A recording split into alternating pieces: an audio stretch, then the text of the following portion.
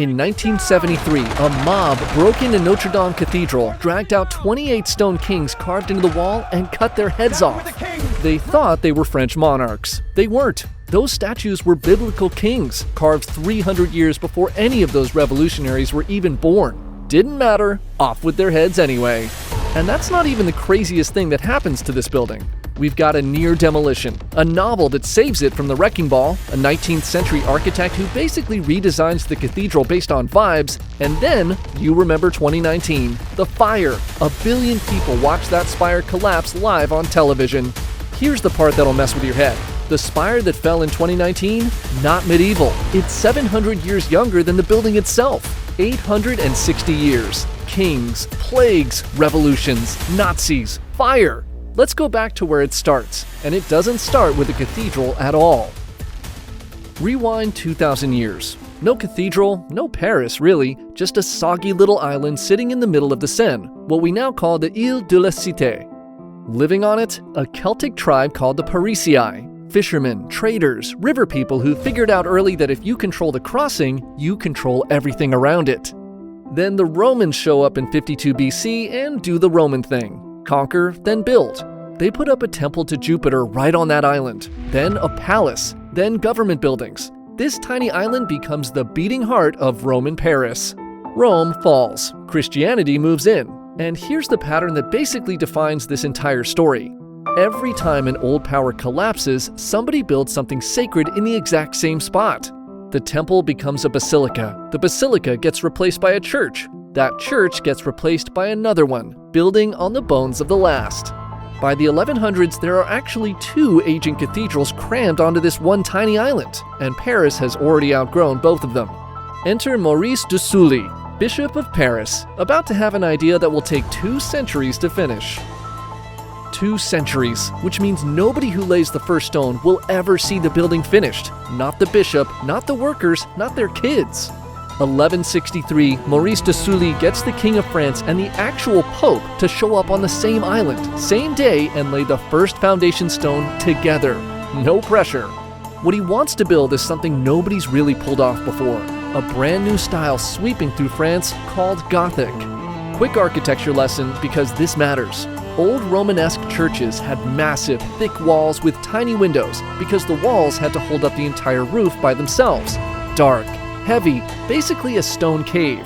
Gothic architects figure out one trick that changes everything. Stick stone arches on the outside of the building, flying buttresses, and let them carry the weight instead of the walls, which means the walls can go thinner, which means you can cut giant windows into them, which means, for the first time in history, a medieval church can be flooded with light. Notre Dame is going to be the biggest, boldest demonstration of that idea anyone has ever attempted. Construction turns into its own city. Hundreds of workers, stone dust in the air. The whole island smells like a quarry. By 1182, almost 20 years in, the altar is consecrated. They're saying Mass in the finished eastern half while the western end is still a construction site. Plot twist? The architect looks at what's already built and decides it's not bold enough.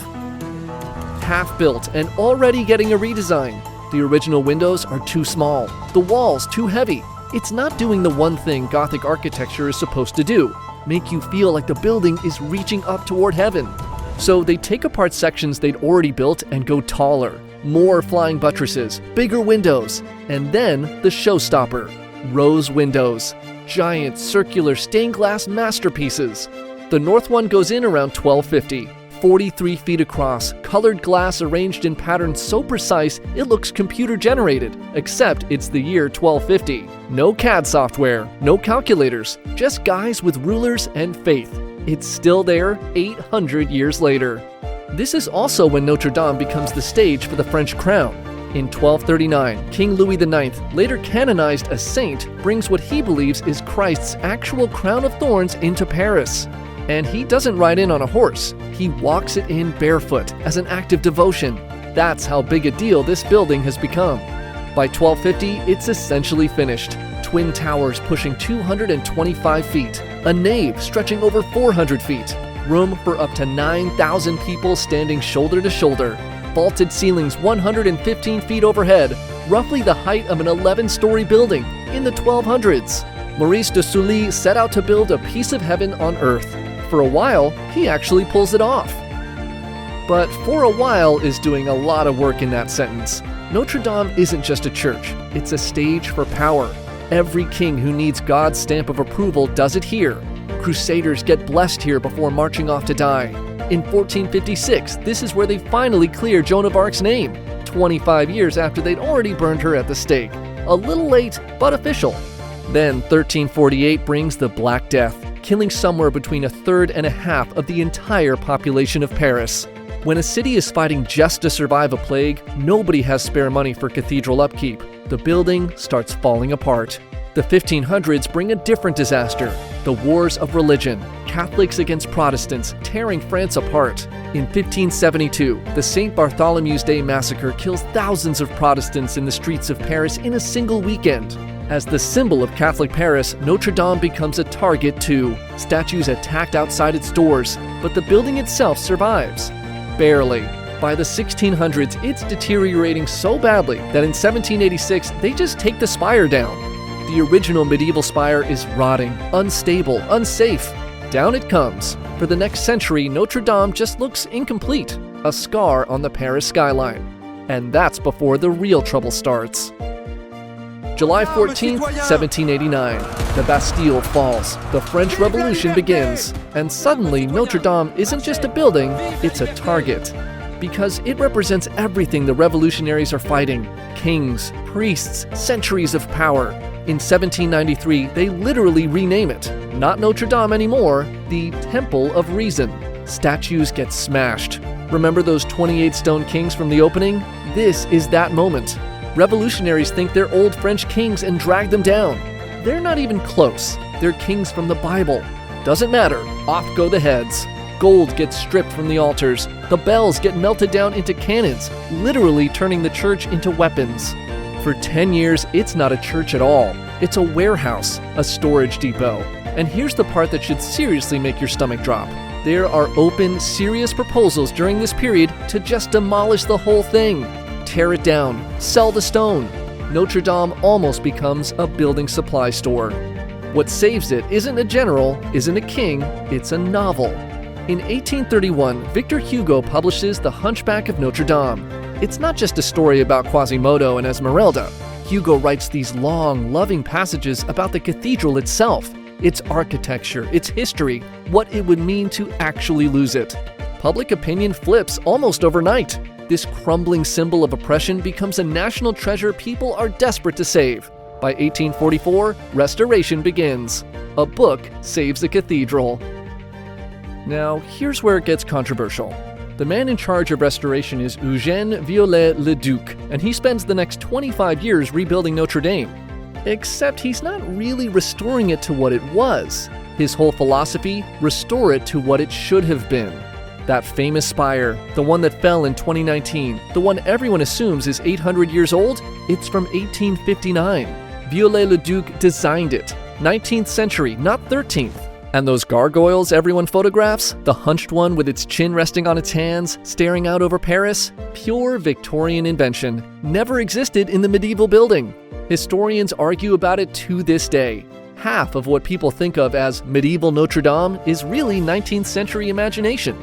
But, and this matters, he also saves the building, strengthens the foundations, replaces rotted stone, fixes centuries of neglect and revolutionary damage.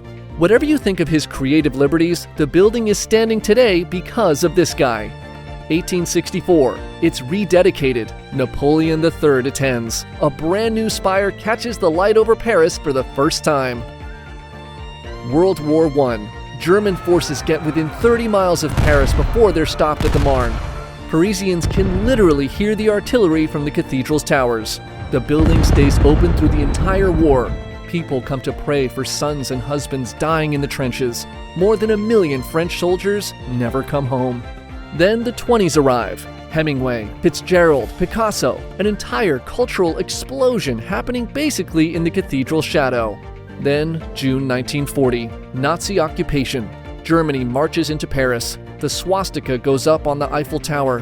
Hitler visits Paris exactly once in his life. June 23, 1940, 6 in the morning, before the city's even awake.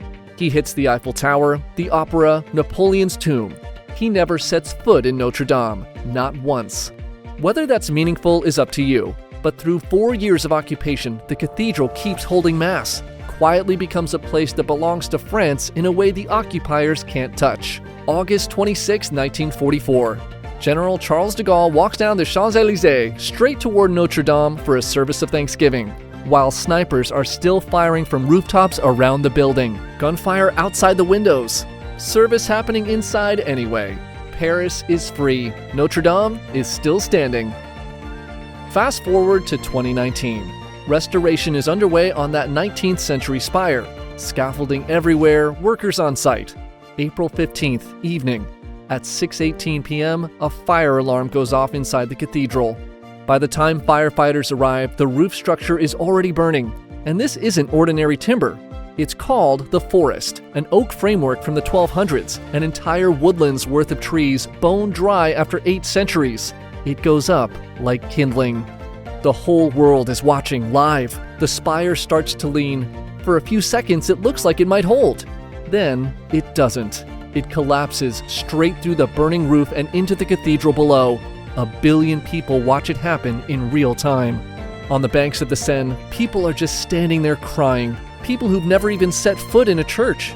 Priests and nuns praying right there on the riverbank. But here's the part that gets me every time. The firefighters make a call almost immediately. Forget the roof, save the towers, save the structure. And inside, while the ceiling is actively on fire above their heads, they're forming human chains, passing out the crown of thorns, the tunic of Saint Louis, irreplaceable relics carried hand to hand through the smoke.